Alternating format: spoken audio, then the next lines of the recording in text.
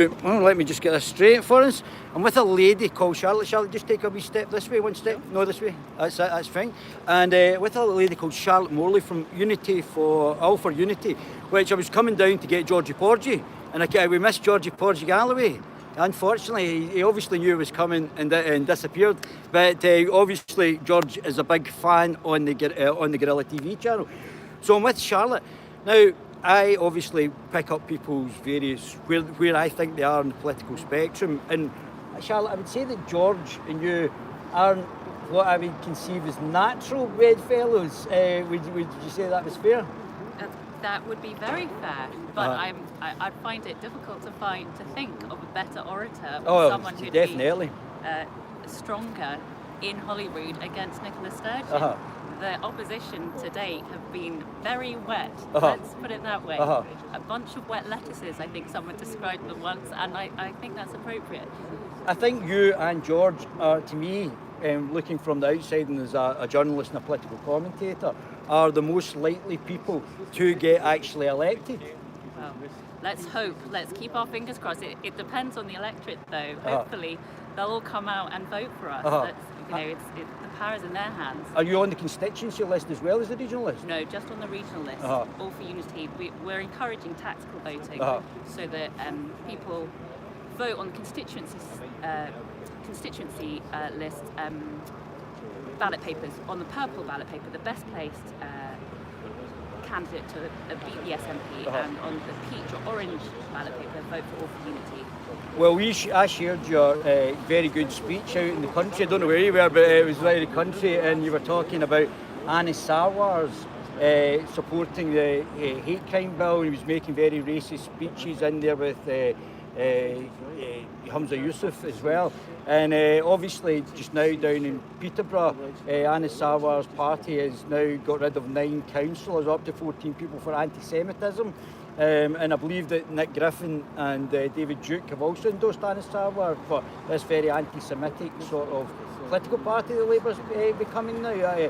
I don't know whether I would tactically vote for them even if the alternative was the SNP, and obviously the SNP have now become like a postmodernist Marxist SJW party as well. It seems that think equality is having one rule for one for another. What's your thoughts on unpacking any of that? Well, let's start with the Anas Sarwar part. I think Labour is a far less evil than the SNP as things currently stand. I would debate that, but okay. And All for Unity is all about keeping the union together and keeping Great Britain as Great Britain. We definitely do not want Scotland ripped out of the union when 50% of the population don't want it. So All for Unity is definitely, and myself is definitely against the SNP rather than against Labour, and we would encourage people to vote for Anas Sarwar in the constituency in Glasgow, because in fact, if Anas Sarwar is voted for and wins, then Nicola Sturgeon is going to be out. Exactly. It's going to be out, because it's unlikely even with the amount of first past the post in the constituency list that any second vote or the regional vote is going to count for the SNP. It's unlikely that any of these votes are actually going to get one regional list MSP back for any of central Scotland. Maybe only, I think, the Highlands in the northwest and the south of Scotland would the second vote actually count. I believe a lot of people who support nationalism are voting for either the Scottish Libertarian Party or the Alba Party in the second regional vote in the Central Belt, which seems a lot more sensible. Well, for the nationalists, I'm not talking about obviously if you're a unionist as well. Well, for the nationalists, that's up to them. Certainly, I wouldn't be encouraging anyone to be voting for Alba or. You're a lawyer, aren't you? I was a lawyer. Well, that's fantastic, isn't it? Very intelligent as well. And are you English? No. You're Scottish, but very posh, very posh. But I was just going to say, there's Richard Lucas from the Family Party, who I think is English, and he's a real fantastic contribution. I've been watching Richard Lucas from the Family Party, and he, to me, fits very much in with your traditionalism as well, to a greater extent as well. He's a lovely fella as well. I've seen a lot of his videos, and I think him highlighting the disturbing sexualisation of our children in schools is a very powerful message and something that parents in Scotland really need to know about and don't. And I think it's a shocking lack of knowledge within the community of the curriculum, sex education that is being taught to our children. And there seems to be a lack of romance. There seems to be a lack of actually getting to know somebody and actually developing a stronger relationship, going out for dinner, and even something quite simple, and I know you're quite traditionalist, getting to know somebody and building up a relationship. It seems to be all just revolving around the physical. Yes, encouraging pornography, saying pornography is fun, and anyway, I don't want to go into the details of it right now, but I would encourage parents to look at the sex education material that is under John Swinney's supervision, and his it's extraordinary and shocking and disturbing. So I think Richard, sorry, I forget his surname. Richard Lucas, and his message under the Family Party is an important one. I'm very concerned, looking across the board, across political parties, maybe with the exception of the Scottish Libertarian Party, that there seems to be a lack of understanding of economics and business, Charlotte, and they don't seem to. The family or stable relationships and increasing the growth, the population growth rate, to me is the priority. The second priority should be economics and the growth of the private sector. And they want to spend £33 billion on transport for 45,000 jobs. I reckon you could probably get more than that if you spent $2 billion of that 33 billion or $2 billion of the greater budget pool from a variety of sources on the public sector. I've read through the manifesto of the SNP and I'm up to about page 40 on it, I think it's 76. A lot of it's repetitive things, but it's all tax and spend. And by tax and spend, you'll throttle the economy, and they don't seem to understand that. They seem to be that far left and ideologically driven that they don't understand that. Well, they have been getting a significant amount of money from Westminster, so I'm not sure they really understand how to run the economy at all. They have wasted and mismanaged millions of billions, pounds. I would say even. Well, exactly, and I mean, this is not the time to give them the reins.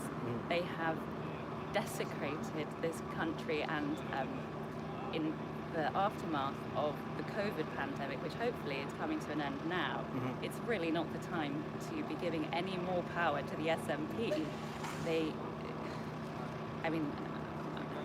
The more and more I learn in this journey that I'm on in delving into politics, the more and more disgraceful and dishonest and corrupt this SNP government appears to me.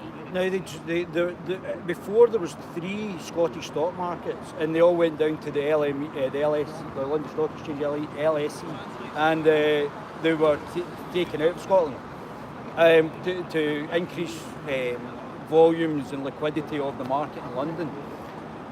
The SNP said they were going to set up a Scottish stock market, and they gave £1 million of taxpayers' money. We don't have a Scottish stock market.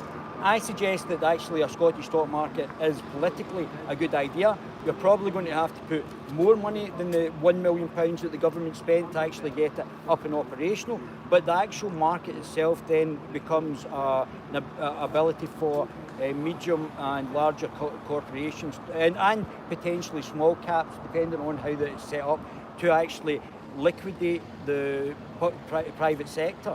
I know Unity for All will not have probably a policy on this just now, so I don't panic on that. But from a political point of view, do you agree with that sort of stand? And would you be prepared to throw £50 million to actually get it up and running, rather than the £1 million that didn't get it up and running by the SNP? So I just don't have a viewpoint on that. I don't know enough about it. I'd have to speak to Well, I'm a qualified stockbroker, financial advisor. I was the head of 2Forex, and I've got a degree in financial services. I would need to have some advice from you I'll before help you, making no problem. any opinions or No problem. decisions on something like that. I think it might be quite refreshing to have a politician who admits when they don't have Very much so. Very much so. And I don't think I think politicians should have the right to say, I've not got an expertise in a certain field, and very much putting the the politician where they do have the expertise as well. I think the utilisation of man and woman management is very important in the actual in the Parliament. Oh, I completely agree with that, and that is what All for Unity is all about. We've got people with real life experience, all standing. They're not career politicians. We're not slick. We're not polished. We haven't had thousands of. I thought you did very well. I thought you did very well. We haven't had any media training at all. We are just people who've had real life experience. So I've had a background in the law, but we've got army officers, we've got people who've been in business, we've got academics, we've got a tribunal judge, we've got a procurator fiscal, we've got people from all walks of life who really would be an asset in Hollywood, in charge of departments or areas that you need the knowledge and the experience, the practical experience to understand how things work, rather than having a justice minister, for example, Humza Yousaf, who doesn't have a clue about it. He's never practiced, experienced, trained, learned anything about Scots law, and he's in charge of. Can you I don't know if you can remember word for word, but can you just go into a wee bit what you said on the Twitter clip that you did there about Humza Yousaf? Because obviously you do have a legal background, and just explain to because I think that's good to actually get on your strong point. Can you tell us from a legal point of view what your thoughts were on the hate speech bill? Because I thought it was horrendous, and I think it's authoritarian from a political point of view. It's authoritarian. And it's discriminatory. It states, from my point of view, that one person will have more rights than another person, rather than actually having not having it gendered or any point of this identity politics that the left seem to be bringing in just now. So, from a legal point of view, what's your thoughts on it? What would you like me to talk about? The hate crime bill or identity politics? No, the hate crime bill, because you're an expert, obviously, in the law. The hate crime bill. It started off life as a pretty appalling, draconian piece of legislation. Humza Yousaf refused point blank to take any viewpoints on board. There were academics, lawyers, the Faculty of Advocates, the Law Society, religious groups, comedians. I mean, and it was global. It wasn't just in Scotland. There were people all over the world. Oh yeah, there was. Literally saying, "What the hell are you doing? What is this? This is extraordinary." But can I just say, sorry for interrupting you, Charlotte, but the Green Party, the SNP, the Labour Party, the Liberal Undemocratic Democrats, and one of the Conservatives. Yeah, carry on. That's why I started off by saying, when it started, the bill, as it originally was conceived, it started off as a very draconian piece of legislation.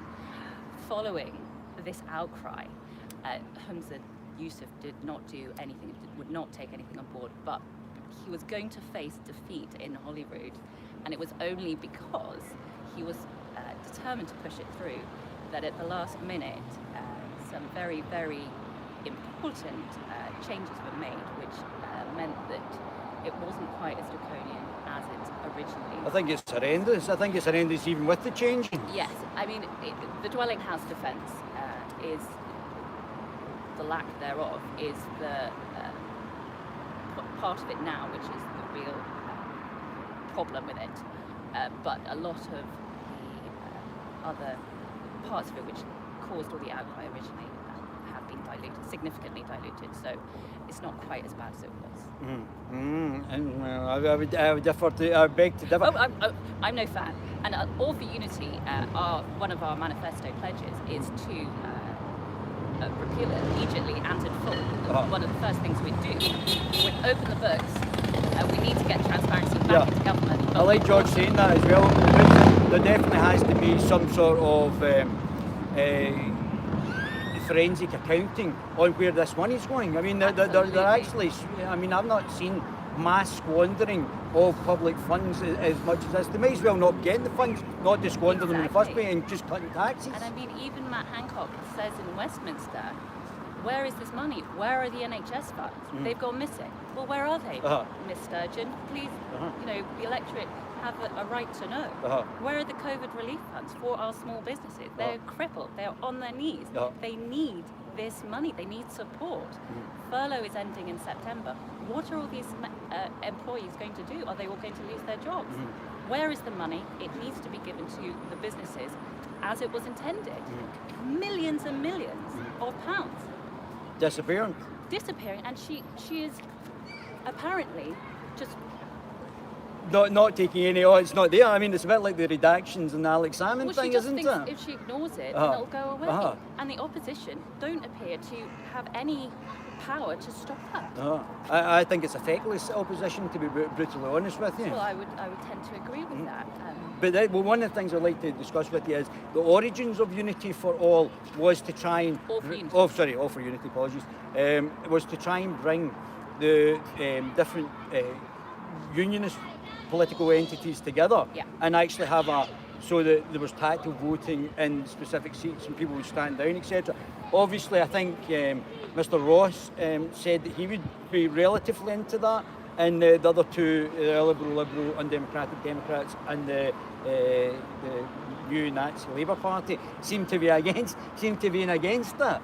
So so that obviously fell down. So was it George that set up and said, well, screw them, we're just going to go ahead with this and we'll just do our own thing?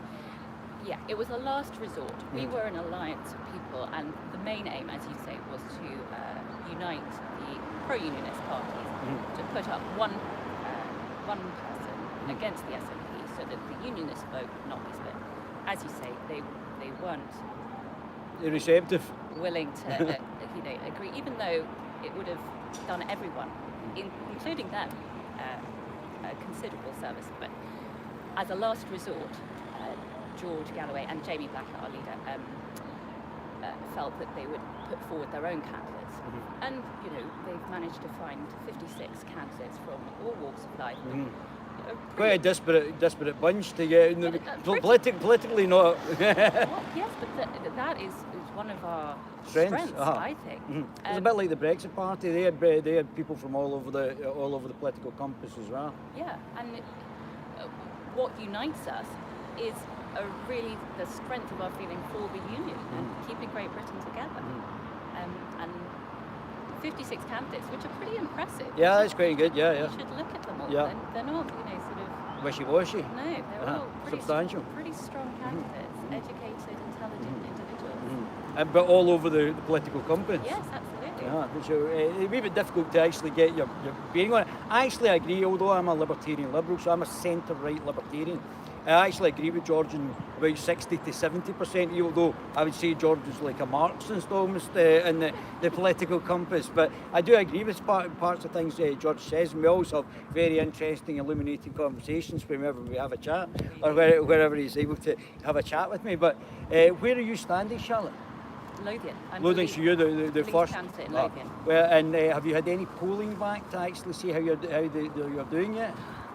It seems like you and Alba have sort of taken off slightly. The Scottish Libertarian Party, I think, are going to have their best year ever as well. Right. So these smaller parties seem to be starting to get the edge on, and I think so Anasawa is going to lose seats for the Labour Party. I think they're going to be down to about 17 or so. No, not 17, 23 they're on just now. I think 19 or something like that, so they could lose about 4 seats as well. So you and Georgie Porgy could be in instead. Let's really hope for that. I think you'll probably need about 6%. So, I mean, the thing about it is when you start up, like the Scottish Libertarian Party stood one councillor and they got 12 votes, 12 or 16 votes, I think. And it took 5 years, and now they're going to get thousands. I think Count Dankula is going to get thousands of votes in Motherwell and Wishaw. So they're going to get thousands of votes, but it takes a period of time, so it might take a few shots at it for you to actually get over that initial threshold, but you just never know if you get over the 6%, Charlotte. Well, you never know, and we're very optimistic, and certainly we've heard good, optimistic things, but I haven't got any poll statistics. I think you'd be a valuable addition to the Scottish Parliament, Charlotte, and I think that people will vote for you, especially with your fantastic repartee. And I think you're obviously a very intelligent woman as well. And I think from a traditionalist point of view, that you also offer something quite unique as well. I think that's quite positive as well. Well, that's very kind of you to say, so thank you. Welcome to the Guerilla TV channel, Charlotte, and good luck with your campaigning. Thank you. Thank you.